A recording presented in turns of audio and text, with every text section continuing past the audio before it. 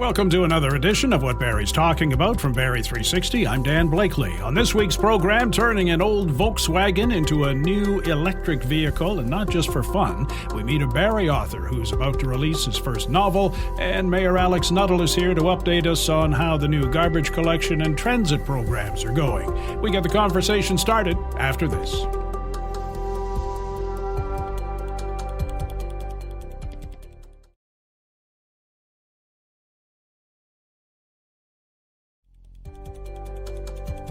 They've been playing around with an old Volkswagen Westfalia at Georgian College, electrifying it, modifying it, upgrading it, partly for fun, partly to bring the college into the electric vehicle era. Professor of Electrical Engineering John McCluskey and engineering student Hunter Moore sparked some interest in Barrie 360's Will Konken. What are we looking at right now?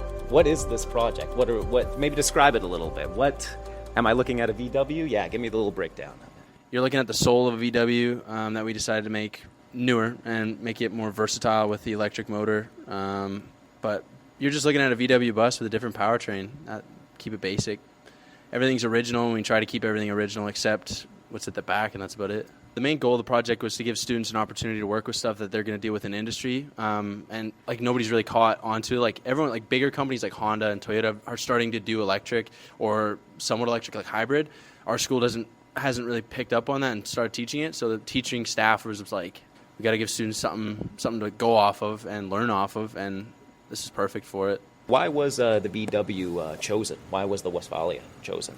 A couple faculty here at the college and deans have VW products. Some have some of the bugs, convertible bugs. Another person has VW bus and who also worked on them. And to be honest, they've come back into fashion, right? These used to be, 10, 15 years ago, you pick them up for nothing. Now they're vintage, and like anything comes back around. 50 years later, we're into some nostalgia and something that people are interested in. So yeah, the VW 1972 camper bus, and it's with the pop-up roof and everything, was the ideal choice. It's big enough as far as standing out in a crowd, but also it is basic enough as far as the mechanics go. You're back to 50 years ago when you can actually work on your vehicle, unlike today when you open the hood and who knows what's under there. How did it come to be? Who came up with the idea to do it? So some faculty as well as the dean were looking to, again, like Hunter mentioned, integrate some of the new technologies that come with electric vehicles. This was prior to the big Honda announcement, but in the past couple of years with Tesla, with Polestar, there's so many different manufacturers. The target is for everybody to drive one. We know that's not realistic.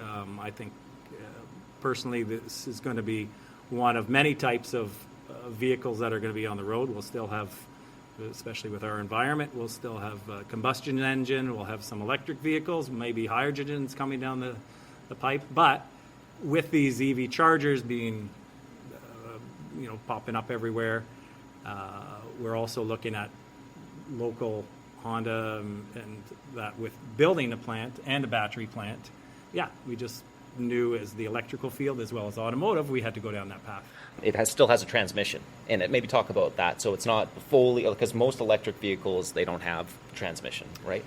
Yeah, retro ones where we're modifying, we still can use and do use the transmission just for the ratio. So motors generally have a certain torque level where they can perform best.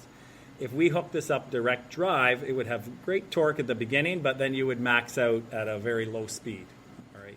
So with having the gears still in there, in this case with this bus, you'd leave it in second gear or third gear.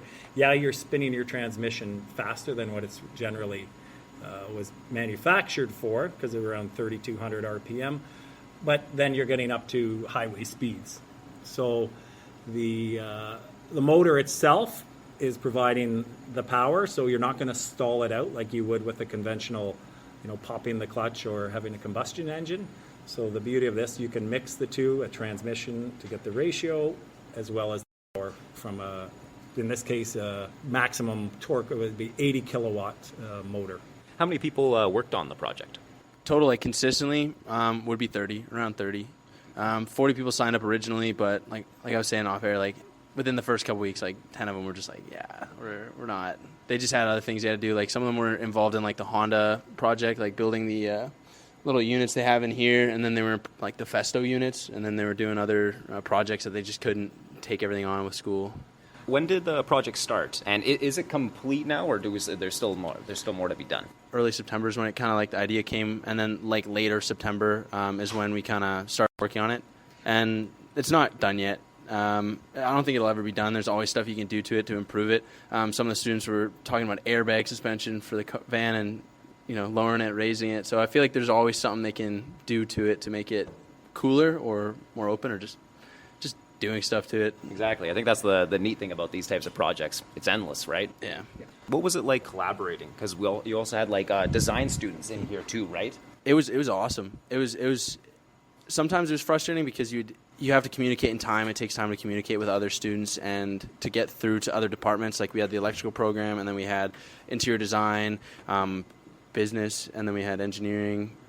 And it was a lot because you had to talk to them, and then they talk to the people they need to talk to, and they talk back to you. And it was definitely a lot, but it was awesome to see their ideas. Like interior design definitely put through like a lot of ideas and a lot of designs, and they came into the shop sometimes with us and like talked through us and asked us questions like what's possible within the deadline, so we're not pushing all this stuff through to you guys saying like, yeah, like we got to get a disco ball and all that. But yeah, it was cool. Because like some flooring's been put in. Like how much of the interior has been changed, and it's been all like just gutted. Yeah, so we gutted the entire thing. We took everything from the front to the back out. All the seats were rewrapped in fabric because the original seats they were getting older and falling apart. So we had to rewrap, and they were just foam. They're just foam with wood on the back. Flooring all got ripped out, and there's about 7 layers of subflooring in there originally. What's next for this project? Because it's like a marketing opportunity. Is it going to get on the road? What's next for this? Absolutely be doing the circuit as far as any automotive events. Georgian's involved not just directly with automotive, but tons of the skilled trades events, and many more. So the opportunity here is to set it up. We have a little stove or campfire, simulated campfire with Muskoka chairs. So it's giving that sort of the feel of camper with relaxation, with the cool blue of Georgian, and just showcasing. So it's going to be popping up everywhere. And then Hunter, what's next in your journey? Probably work on more things like this, I'd assume. Yeah, in my spare time, I like working on things like this, like projects, but I really don't like doing it for work. I'd rather just be on my own deadline, like on schedule. It was so nice working on this, just with the school, because they were really flexible with timing. They had like every week they had about 3 days where you could go in for 5 hours each day, and they were really relaxing. You didn't have to go to each day, and so it was nice doing it that way. But I definitely would love to work on something similar to this and be a little sportier, a little bit more fun. And then when I graduate, just get into work. But one thing I will say is I'd love to see like other programs get involved. We didn't really have an idea for Precision Skills, which is the machining program, and I'd love to see some guys like that come out to build some of the new parts, because on these old vans it's really hard to get parts, and if we get them involved for like steering or for the clutch or for the transmission, if we get machining done for that and make new parts, that'd be nice. Like you said, it's an endless adventure. Yeah, exactly, yeah.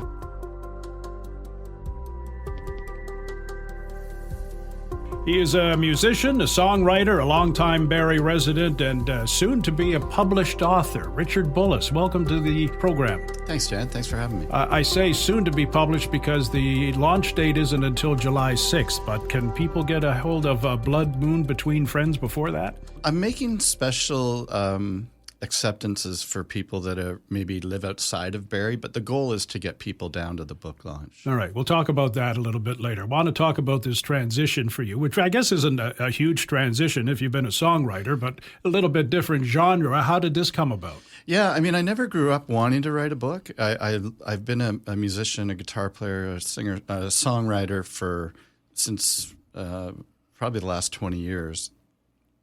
And then one day a story came to my mind, and it was a short story at the time, and it really intrigued me. And I just kept sort of building onto it, and eventually it was the length of a novella, and then it was the length of an actual novel.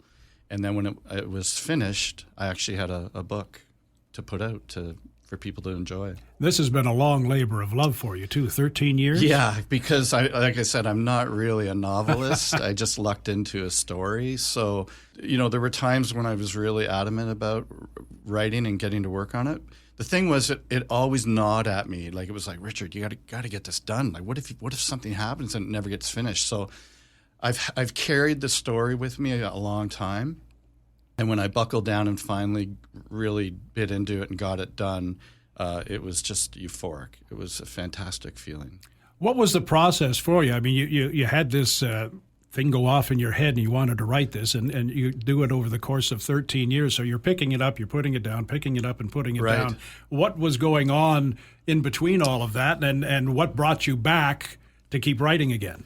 Yeah, the really neat thing, and with your imagination, it's like unbridled, right?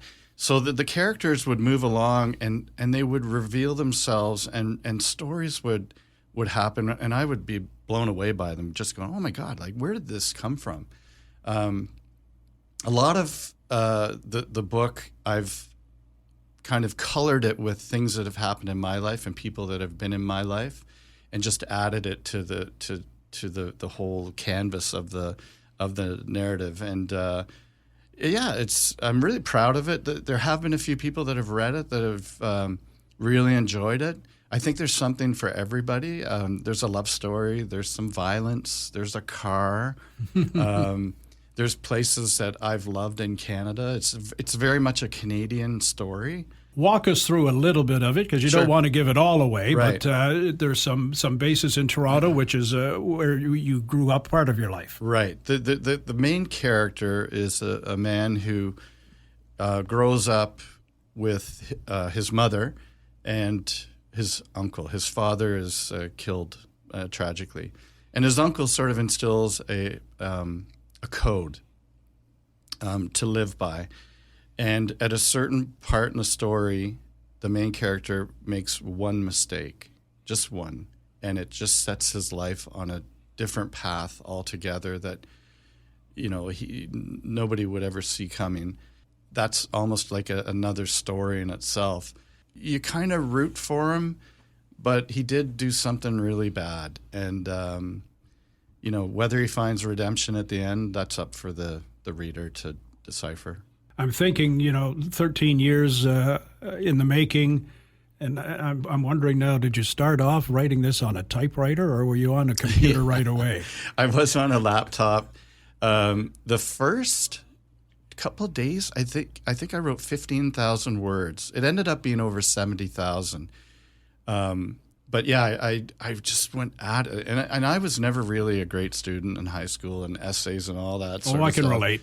Yeah, I just I was sort of pretty average, and but I just was gripped by this story that came. They talk about the muse, right? And something was speaking to me to write this, and that started the journey. And then it was, okay, Rich, like, stop procrastinating, get the thing done, and I. And I didn't tell a lot of people that I was doing this, because if I never did it, it would be, oh yeah, Rich says all this stuff. And, yeah, he talks a good game, that guy. Exactly. So there were a few people that knew, and then now it's so much fun. I'm meeting you, and I'm telling all the listeners here about this story that I hope will bring enjoyment to people's lives. How many times during the process, because you talked about sitting down, and it sounds like you did some binge writing. Mm-hmm. How many times did you run into like a mental block and nothing was there and you had to wait?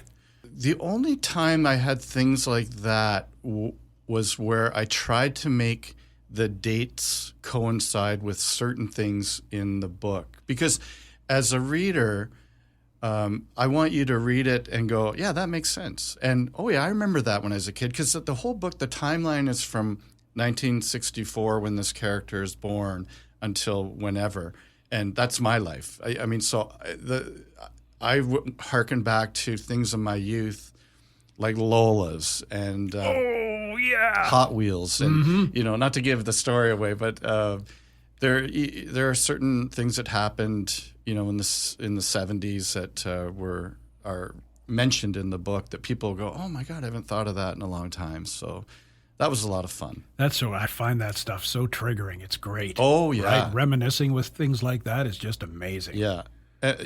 For sure there will be some things where people go, oh, yeah, I remember that now. It's like we talked earlier about, where we grew up in Toronto. Yeah, So. mm-hmm. Yeah. Oh, it's fascinating. Fascinating. So you have this one written and the launch coming up. Have you got some plans for another one? It's funny you say that because a lot of people are asking me, what's going on for the next one. And, I'll never say never. I'm just sort of waiting to see if there is something. I want to really enjoy this little ride.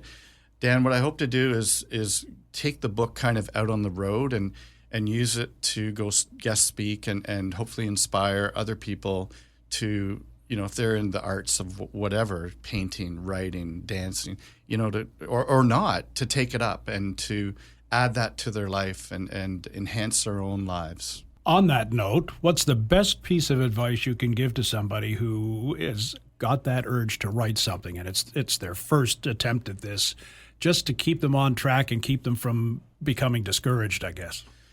I never put a deadline on writing. I don't think you can force it. I think you should try to get at it daily if you can. And don't be like me and procrastinate and put it, because I golf, I play hockey, I played in a band. You're living, I'm not a novelist. I just happen to write a book. So I think a lot of people that are in the same boat as me right now listening, they're probably living lives like that too. They're busy, but dedicate some time to your story and get it done. Because like I said to you earlier, what if something happened to me and I never got to finish it? It would be such a shame. So if you're out there listening right now, get your story done, get it done. The launch is when and where? It is Saturday, July 6th in Barrie at Chasing, New York, which is a really cool men's clothier place on Dunlop, 150 Dunlop. That's an interesting spot for a book launch. Yeah, Logan is a really great young guy. He's got a new business, and I know him from, he works at The Side Door, and Kent Smith put us together, and we had a great chat, and that's where I decided I wanted to do the launch. All right, and July 6th, you said what time?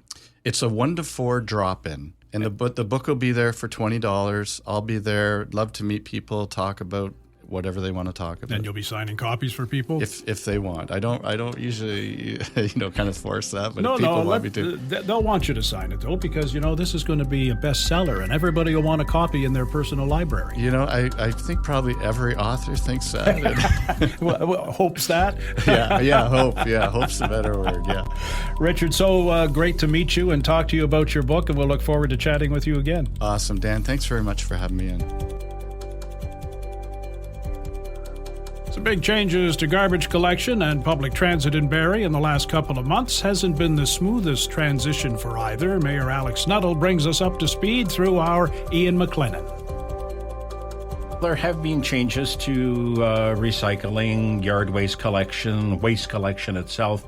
But there was a bit of a twist that started on Monday, June 17th regarding yard waste that caught maybe a few people off guard. People were putting their waste out on the yard waste on a Monday, even though the collection day may have been Thursday, Friday. What has changed? Yeah, so when the change in vendor for yard waste and all of our recycling garbage pickup took place, there was a new policy that was brought forward as part of that contract that would have had everyone in the city put out their yard waste on the Monday in order to get collection. What we're doing now is we've changed it because obviously when it's pouring rain, these paper bags, they fall apart. Folks are seeing them sit there for a long time in front of their homes and just wasn't ideal. And we heard the feedback on that. So we've now changed it so that the day that your regular pickup is to occur is the day that you actually put your yard waste out. So 1 week it's a garbage week, the next week it's a yard waste week. And that day that you would be otherwise putting out your recycling anyways is the same time that you put out your yard waste and do it before 7 a.m. Now, originally I thought the idea of Monday for everybody with yard waste was so the collector had an idea what might be coming down the pipeline. So how does that change? Because I know sometimes there's a lot more yard waste in some months than others, especially in the fall. Yeah, spring and fall are the big ones. Right. And we've been able to run through a few weeks so far. So the collector was able to, see what a high season is or a mid to high season is in the spring. And they believe they can still execute based on this change, which I think is making it easier for folks at home. I know one of your city spokespeople in the environmental department indicated in the fall that as much as 150 tons of yard waste can be collected as opposed to maybe 25 in the summer. So that volume does spike, obviously, with the raking and what have you. It's a huge difference. I mean, and when you think about in the fall, how many folks are raking up the leaves, putting them down by the road, we don't want to be facing these types of problems in the fall the way that we did at the start of the spring. And so I'm happy with the changes so far, but certainly looking for more feedback on it as well. And will there be any reviews done, or Yeah, I think that after we do one full season, then we'll be able to review and see what's worked, what hasn't, what's been an increase in service, and what's perceived as a downgrade in service, and then make changes going forward. And if the bags break, the contractor is required to clean it up. Right? 100% responsible. The contractor is 100% responsible. Lots came down the pipeline in the month of June. So the launch of a new way of getting around the city of Barrie on Barrie Transit. Transit on Demand. It was, I believe, a pilot project in 2020. Why has it been expanded? What are the benefits to this?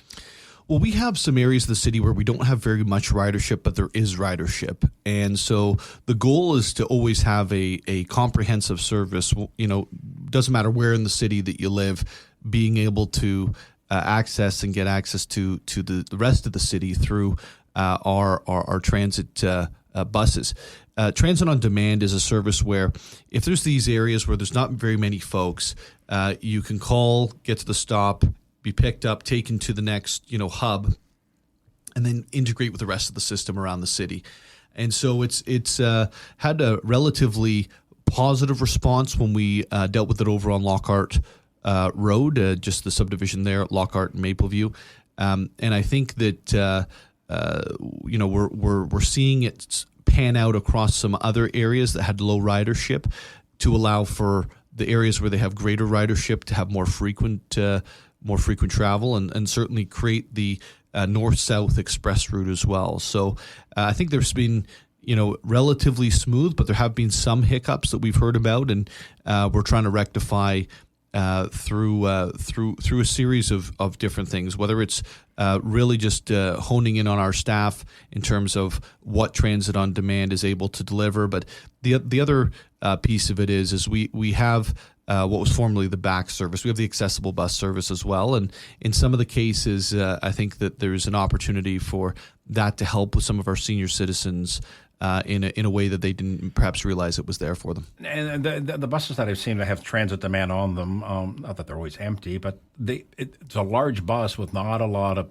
people on it. When people see that, is it going from point A to point B, or because they look at I've looked at it and going, what's going on? Well, we have a multitude of vehicles that do Transit on Demand, from small cars right up. So it'll depend on what the demand is and the route is and the need in the areas or the need of the rider. It could be all of the above, but the goal is always to collect as much data as we can and then use it to provide the best service that we can for the people of Barrie. And you've also got the new express route along the 400 to get to some key areas of the city? Yeah, absolutely. Obviously, that's going to be a little bit more difficult on Friday of a long weekend, but I think that there's some great opportunity through the week in terms of that 15 to 30 minute ride from north to south instead of what traditionally has been 45 to an hour. So there's a real increase in service by having that express route, jumping on the highway and off at Park Place there, and hopefully we get great feedback on that going forward. So there's been lots of changes. Is it cost neutral? The transit changes were cost neutral, yes. The waste changes was a significant increase. There was a major increase in the amount that waste collection has cost the city over time. With this new contractor? Or? Yeah, and the new contract was essentially, they went out during the previous council for this contract. When it came back to us, we were not okay with the numbers that we were seeing. What was the difference? Do you know? Yeah, It's millions of dollars in difference. I'm not sure if it's confidential or not, so I don't want to. But the deal was signed when you took over. The deal, essentially, all of the RFP had come back when I took over, and so we looked at it and said, "Hey, this is far too high. The change is far too high."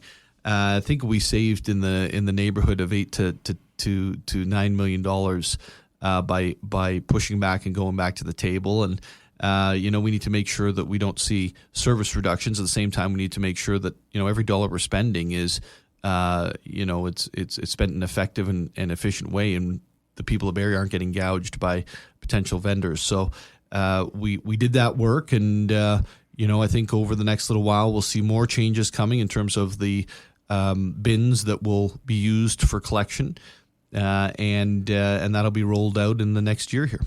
Now, back to the transit. Were some of these changes done? Obviously, it's a growing city. You've got Kemptville Bay, so it makes a bit of a challenge. But you eventually, what we have at Maple Avenue, the terminal will be shifted to the current one next year at the waterfront on Allendale GO Station. There was a groundbreaking. That's right. Was that part of the reason for the changes too?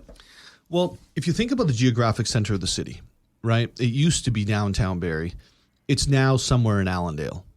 The city's moved to the south, if you will, with the annexation of the Innisfil land. So, for us, I think it's really important that we are providing an efficient service and an effective service. And so as we bridge towards those permanent changes from downtown to Allendale, there's numerous steps that need to be taken in order to align all of those things that are taking place. And when you think about what's happening over at Allendale, the integration of the municipal bus service alongside the provincial GO train service, which allows for folks to get on TTC in Toronto, get on a GO train to come to Barrie, and then get right onto our Barrie Transit with one fare, I think is really exciting. And you've also got the link service with Simcoe County too, right? Absolutely. And we will, obviously have both that GO train, but you've also got, buses going north as well, right? So this has turned into a real transportation hub, public transportation hub.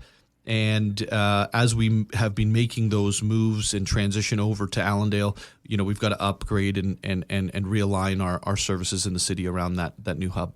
And the Maple Avenue location, though there'll still be bus service in that area. There is. It'll still be a hub, but it's not going to be the center of our bus system anymore. What is the future for that terminal? I know there's been talk about a farmers market, the previous council. Where are we with that? Well, the farmers market said that they didn't want to go down there. Exactly. And so, I think that there's a lot of question marks around that. We have the sandbox there right now. We've got a regional innovation center that we've just supported the sandbox's request for. Does that, stay there? Does it expand there? Does it move somewhere else? And then what does that mean for that land?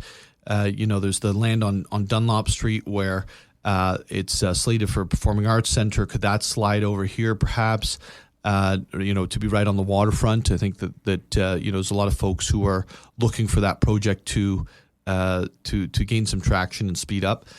So there's lots of different things happening, but the most important is that we get out to the market, do some consultation with the Sea Cadets across the street, moving over to the South Shore. That whole area right on the water, I think, is going to have some flux, and so. I'd like to see a very robust consultation process, one that's going to include, charrettes and folks being able to come in from the community to say, I'd like to see X. And my neighbors would like to see that as well. And really get those ideas flowing so that, we can make a good long-term decision for downtown and for a waterfront. And that's our program for this week. Thanks to Ian and Will for their input, to Matt Ladder for his technical expertise, and to you for listening. If you like what you've heard, please subscribe to What Barrie's Talking About, rate it, review it. You can also keep up with What Barrie's Talking About on X at Barrie360, on our website, Barrie360.com, and there's our daily Kickstart podcast available from any streaming service and on our website. I'm Dan Blakely. Hope you'll join us again next week.